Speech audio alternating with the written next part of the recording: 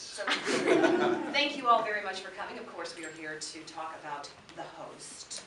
And we've got, it's going to be kind of like Team Ian and Team Jacob and Team Jamie. All right, I mean, what's the feeling right now before this movie opens? Everybody's team, yeah. Everybody. Sick of it. I got a hug yesterday from a girl at a book signing in Dallas who only wanted to hug me and not him. She was like, oh, you said, no, it's fine. No, she said it so specifically. No, she did. She hugged me and went, no, not you. In front of there was a camera crew there. Everyone saw. So, Chandler, you haven't gotten the hugs yet, or have you? Not yet. Okay, well, we'll fix that. Go ahead. Hey guys, welcome to Dallas. Jake, I know we talked before for Percy Jackson. Oh yeah. So good to have you guys back here. Talk a little bit about working with Andrew Niccol. He's always been one of my favorite directors, and he brings a real interesting style and look to his films. And you know, on this one especially, it's got a very unique sort of feel to it. It almost feels like you're kind of reading like an interesting graphic novel in a way. So can you talk a little bit about working with him on this? I've never said that before. That's really interesting. I mean, Gattaca being his premier science fiction film, for me personally, and it may piss a lot of people off, but I think it's his closest return to Gattaca. Yeah. Sort of in style and form and story-wise. He's one of the most meticulous directors I've ever worked for. Peter Jackson being the second. I mean, Andrew would come in and move a piece of gauze because it was not in the right place in the background. Quite literally. Literally, that happened. But his office in pre-production was papered 360 degrees. The entire movie was stuck to the wall. All the locations, all our characters, every scene. So you could walk into his office, start here, walk around, and you watch the movie, and just. And I think what's important to know is that every single detail you see, cars, weapons, costumes, extras. He cast every single extra. He is responsible for all of it, which is so often not the case. You know, people are sorry to do that kind of thing, but he did it. You know, he got 4 hours sleep. So He gave himself hives because he worked so hard. He literally had hives on his face. I think that's a testament to his nature. So with that kind of meticulousness, was there room for improv? Did you guys get a chance to kind of bring your own, things to each of your individual characters? Absolutely. We had 2 weeks of rehearsal that we were all a part of, which never happens. I believe that was the request of William Hurt.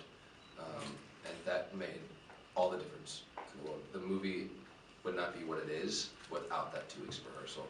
And I feel like it might be a bit harder for us to stand by it had we not had that, because we found everything that was hidden that wasn't on the surface. And yeah, I mean, you don't get that. You really, really don't.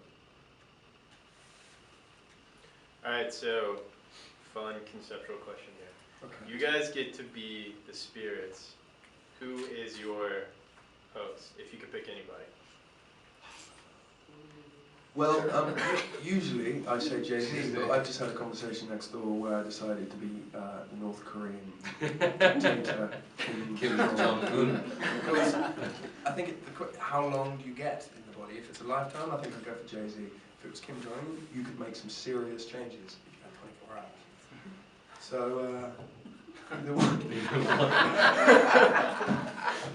Another adaptation said they could be alive or dead. So then, yeah, we started getting a little bit more sophisticated in our answers, and I said Nikola Tesla or Albert Einstein for the same kind of reason. Yeah. What could you do?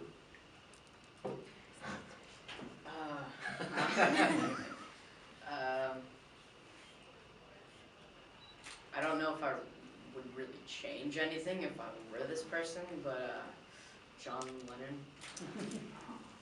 Imagine that.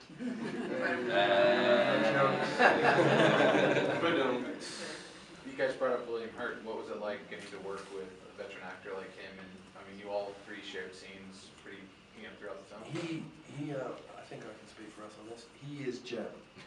I mean, he was our father, so to speak. He was our mentor. He was our teacher. He was our guardian. You know, he fought for us, the actors.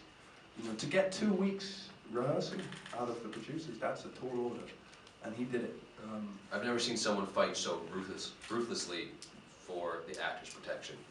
I mean, you know, he has his way of doing it, and the actors always come out protected on the other side of it, and that also really never happens. And then, you know, when you see him on screen, as always, he's spellbindingly good. Just Effortlessly good too. Yeah, you learn a lot. People like him elevate your work, and you just kind of hope the next project you go in on has someone like that. Like he did an HBO film called Too Big to Fail about the banking crisis, which he's so good in. But I heard again they had no rehearsal and they expected all the actors to come in and be on the same page. And you think what that page is, that's, you know, the financial system, which is, you know, famously complicated. And he said, no, that's not good enough. We have to learn, study, and soak up everything to do with this business, which they did, which contributed to making such a wonderful film. So he's that kind of actor. Can you guys talk a little about the audition process? It was pretty standard, I suppose, for most of us. We were sent the script, read the script. It's a great script. Andrew Niccol did a fantastic job of adapting the novel to screen form. I initially auditioned for Jared, and then they called me in for Ian. I had a conversation with Andrew Niccol about why he thought I should play Ian. I immediately got what he was saying, and I read with Saoirse, and then a few weeks later, got the call. So you don't get to slap anybody during the audition? No, and they gave us some of the intimate scenes for the audition too. And she was 17 at the time, so we had to kiss cheeks. Okay. I would just like to point out two things. One, I didn't actually slap her.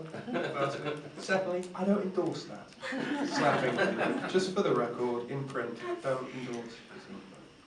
Now, Chandler, you're from Houston, so is that where they found you, or?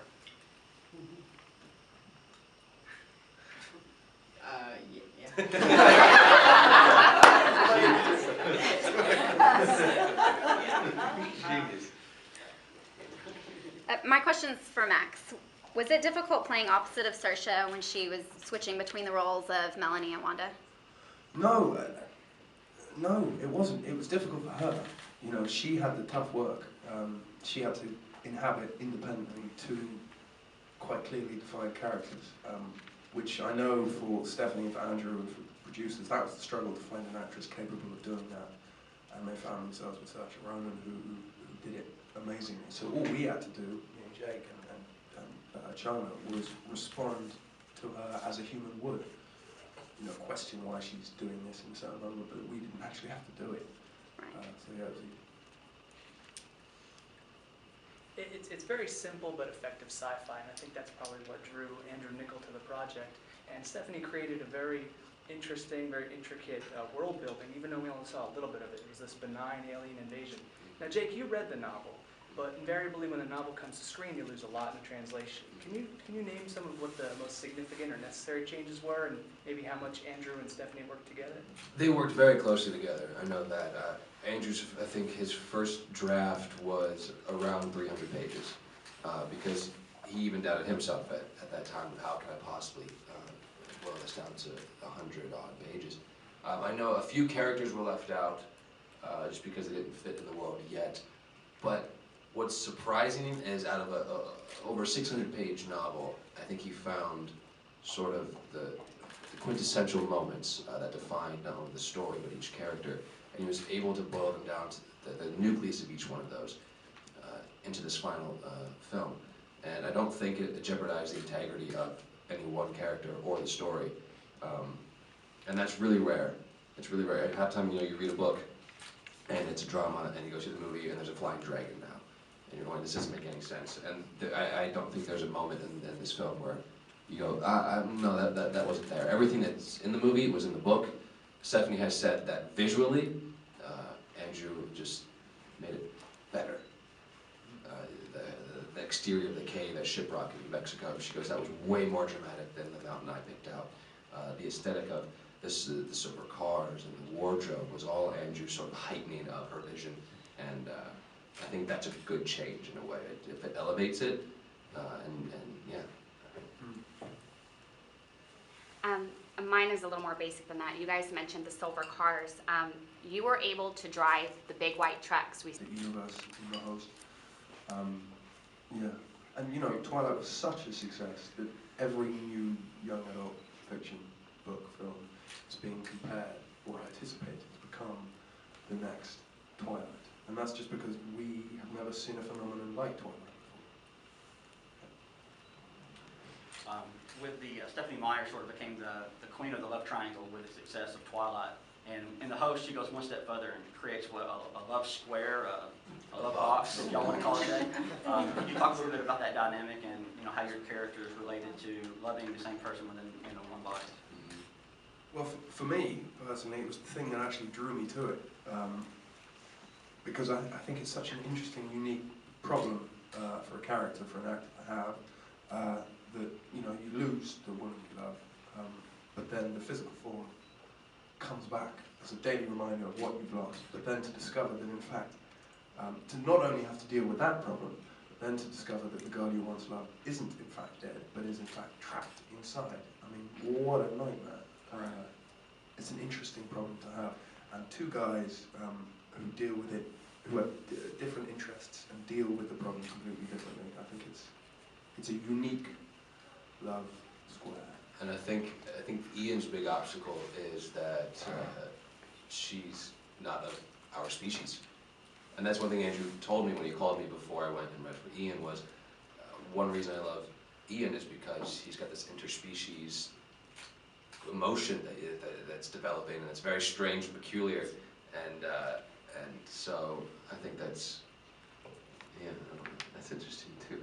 I lost that one. And Chandler, you have any comments about that, having to play with Kirsten being in two different characters? I don't know. I mean, Jamie, my character, he sees both of them as two separate people. A man of few words. This is great. He's a smart one. But there we go. Trail off like an idiot. He's learning fast. Very good. Hey Max, your dad is Jeremy Irons. You probably get that a lot. But what advice did he give you, or is there advice that you take from seeing him, work in movies, and anything that you gravitate toward? And maybe Chandler, did you learn anything from Jake and Max along the way? Sorry, I split that. Chandler's done more work, I think, than both of us combined. So we should probably take advice from him. Any advice? I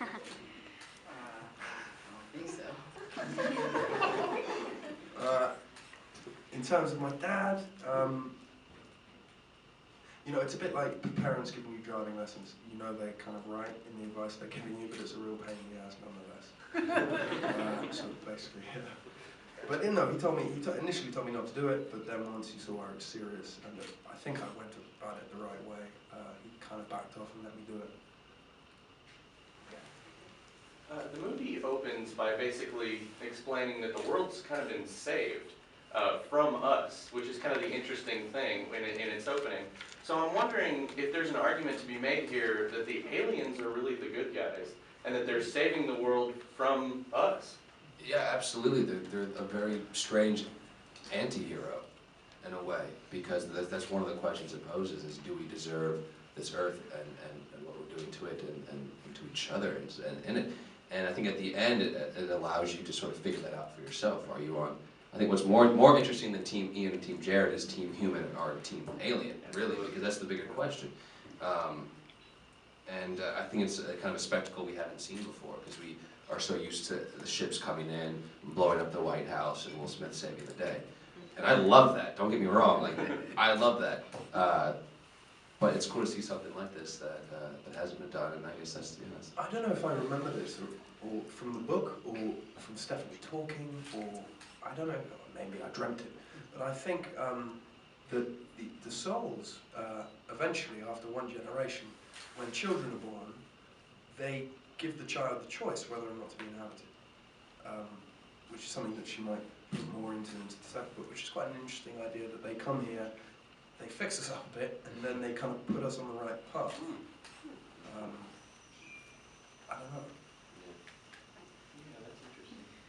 This question's for all of y'all. Can you describe one positive aspect from your role in the host compared to previous roles? One positive thing. I think the family that was built on this set is very unique. I'm friends with many of the actors I've worked with and the filmmakers I've worked with in previous films, but never as much as a whole that this is, being actors, filmmakers, writer, Stephanie Meyer, alike. I mean, we're all buds in like the best way. Now these tours are really, really difficult. We wake up in a different city every morning. You meet thousands of people, and it's fantastic.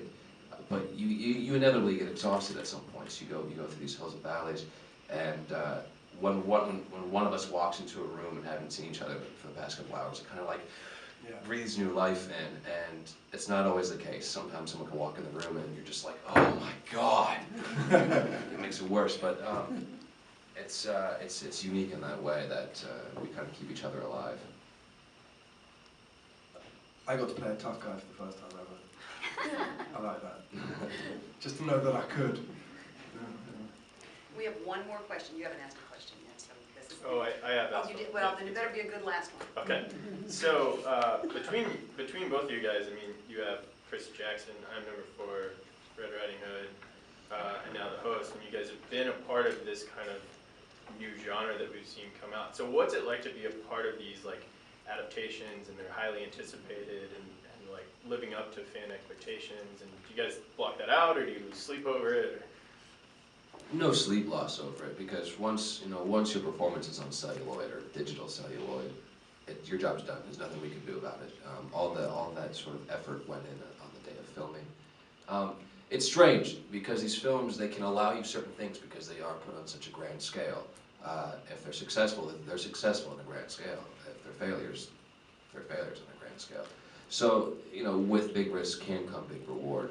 But I think what interests me most in this sort of new world of YA films is that people like Chris Columbus, William Hurt, Gary Oldman, these fantastic, talented people are doing these films.